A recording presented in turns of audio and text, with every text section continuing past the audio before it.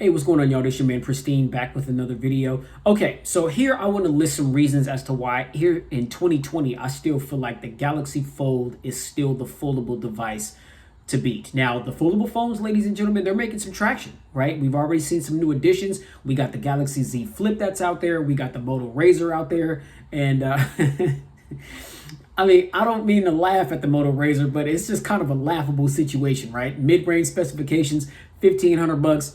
Absolutely asinine and ridiculous. I'm not saying I'm not going to get that phone, but I think if I get that phone, I'm only going to pay like $500 or $600 for that device because that's what that device is worth, right? It's not even really comparable to a lot of the other foldable devices that are out there because these are flagship caliber devices.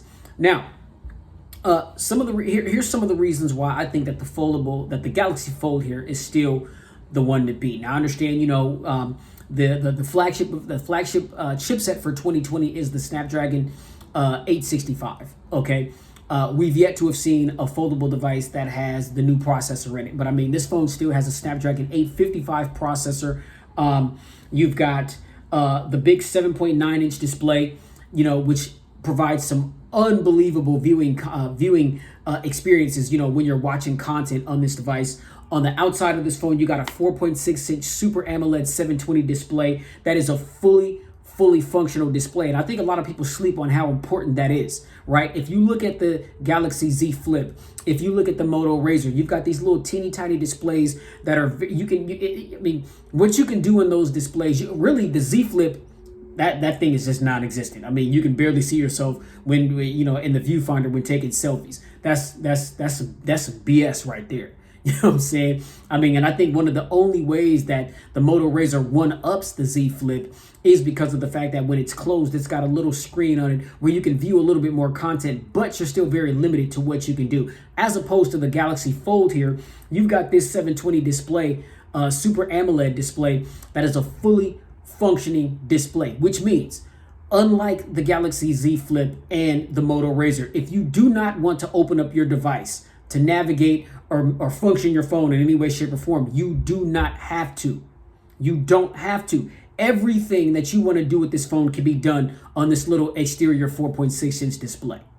All right. And I think a lot of people, they clown it. They make fun of the fact that the screen is so small, but yet they don't understand how useful this display is. And it's like once you get it in your hands and people will start like I've run into people out in public and they see me with my Fold and they're like, I've never seen one, I never held one. Can I hold it? I've only heard things about it. They get it in their hand, they start navigating, the outer display, and they're like, man, this ain't really that bad. It's not bad at all. And then actually they're just their mind is blown instantly.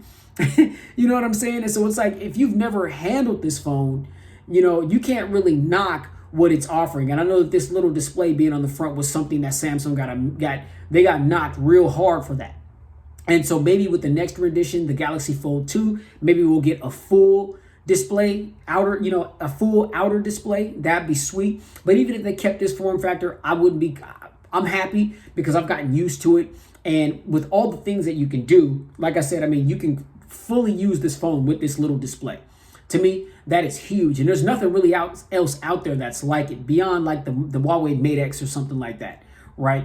I think number two, again, just the specifications. You got a Snapdragon 855 processor, 12 gigs of RAM, 512 gigs of onboard storage. There's no SD card slot to expand the memory, but 512 gigs, ladies and gentlemen, is a lot, right? That's a lot, okay? 12 gigs of RAM. I mean, this phone is beasting right now. Some people, the battery could be a little bigger. I think, let me see, according to my cheat sheet, we've got a 4380 milliamp hour battery, right? That's decent.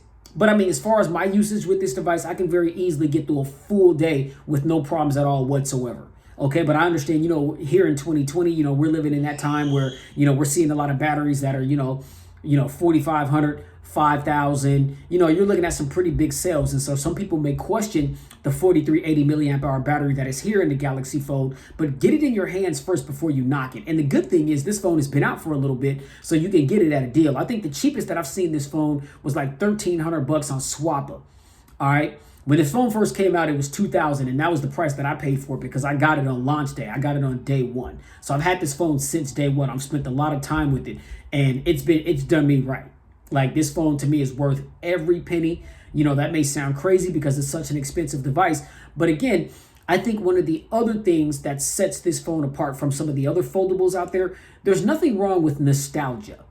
There's nothing wrong with wanting to run it back a little bit and take us back and give us a blast from the past. Like the Moto Razr. Like, the Moto Razr was a hit back in the day. Okay, I understand why Motorola was like, we want to run that back and do it in a 2020 fashion. And like I said, I think the demise of the the Moto Razr Fold is the mid-range specs and the price. But it's still a cool device. It's just not worth the money. You know what I mean? But it's still a really cool device. But it's one of those things where, you know, you've got that clamshell form factor. We've seen that before. Okay, you know, the Galaxy Z Flip. You know, they won up the Razr. They released theirs, you know, the Z Flip about a week and a half after the Razr unveiled their phone or released their phone.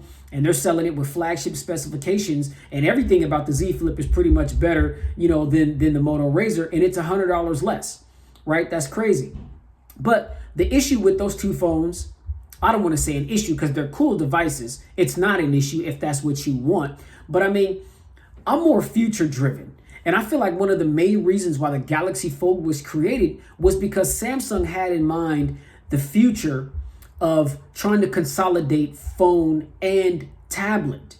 Okay, the Moto Razr nor the Galaxy Z Flip, they didn't really have that in mind, right? And so you still got a lot of people out there carrying their cell phone, carrying a laptop, or carrying a tablet. You got all these people walking around with all these different devices. Well, I think the future is headed, especially when it comes to foldable devices, is give us a device that is like a do-it-all device, right? It's a phone, you know. The screen can be expanded so you can use it in like a tablet type fashion. You know, I hear rumors floating around that the Galaxy Fold 2 is going to have an S Pen, and if that's the truth, it is game over. And I mentioned that in the full pristine review that I think Samsung is cooking up something like that to put an S Pen in this bad boy. So just think of the Galaxy Fold 2 with all the enhancements that Samsung can do, you know, and all the corrections or ways in which Samsung can enhance this, and you add an S Pen on top of that, you're talking about major future proofing right there, man. And again, when you open up this device, there's no other foldable phone that's going to give you the multitasking feature that this phone does. You can do up to 3 different things at the same time on the Galaxy Fold. Okay, I think with the exception of the Huawei Mate X, and I'm not even sure if the Huawei Mate X will allow you to do that, but I mean, you can do 3 different things at the same time. I mean, so all you multitaskers out there, if you really want to do some serious multitasking, and I'm talking about having like 3 different applications open at the same time, and all these apps being open in the RAM, and there not being not an ounce of slowdown at all whatsoever, the Galaxy Fold has you covered. I've never seen anything like this, and of all the other foldable devices that have come out, they don't even come close to this in my personal opinion.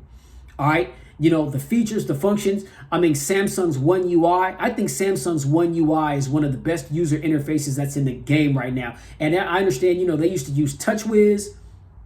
Man, it's like night and day. One UI is the absolute truth, ladies and gentlemen. And for all you people out there still talking about Samsung is lagging and stuttering, slap yourself. You know what I'm saying? You know what I'm saying? Debo yourself. Slap yourself.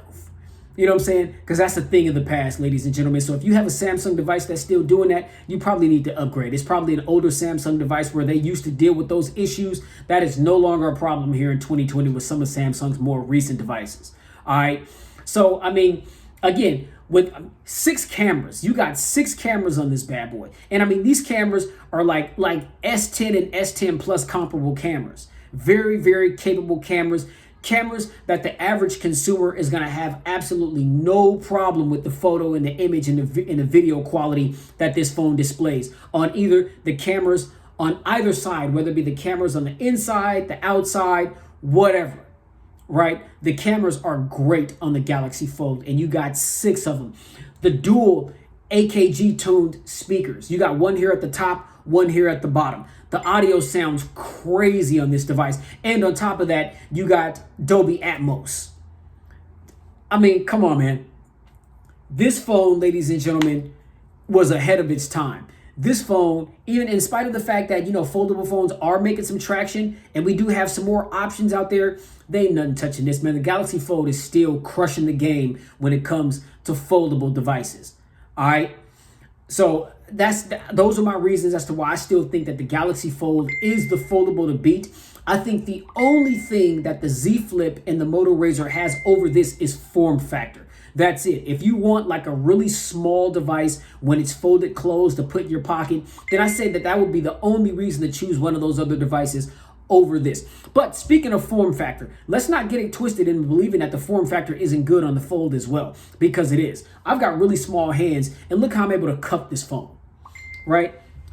Here's my S20 Ultra, all right? Look how thin this is. Look how thin the Galaxy Fold is compared to my S20 Ultra. And you can see I've got them lined up side by side evenly.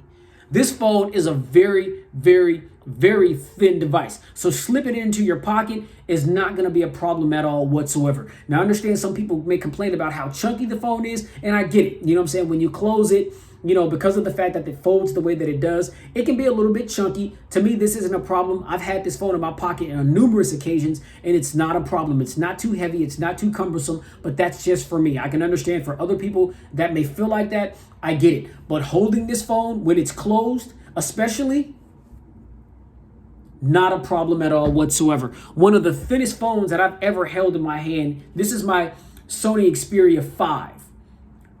This has the 21:9 aspect ratio. This is one of the thinnest phones that I've ever held. Look at this.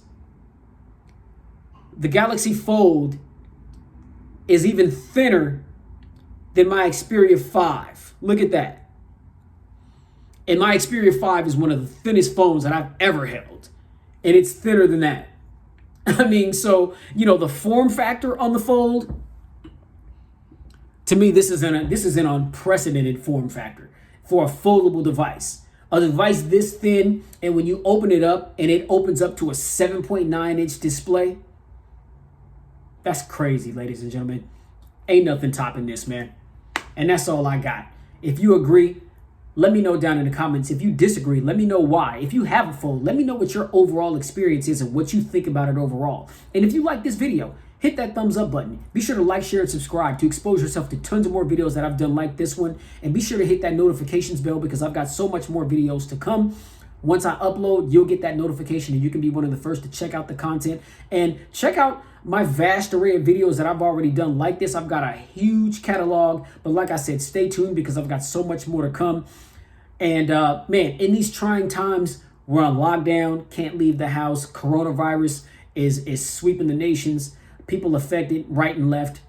Ladies and gentlemen, now's the time for us to come together and to never let go of God's ever unchanging hand. He brought us this far and he didn't bring us this far to drop us off. And just like all the other storms in life that we managed to get through, because of God's love, grace, and his mercy, we shall get through this as well. Much love to everybody out there. Practice good hygiene, stay safe, stay out of social environments, away from a lot of people because there is no cure for this device and that's how it's getting spread, person-to-person contact. Stay home, be still for a little bit, do some life reflecting, get some things in order, trust in God, and we will get through this. All right? That's all I got. And so you already know, please stay safe, get spiritually fit, and keep it pristine in everything that you do. I'll catch you guys in the next video. Peace.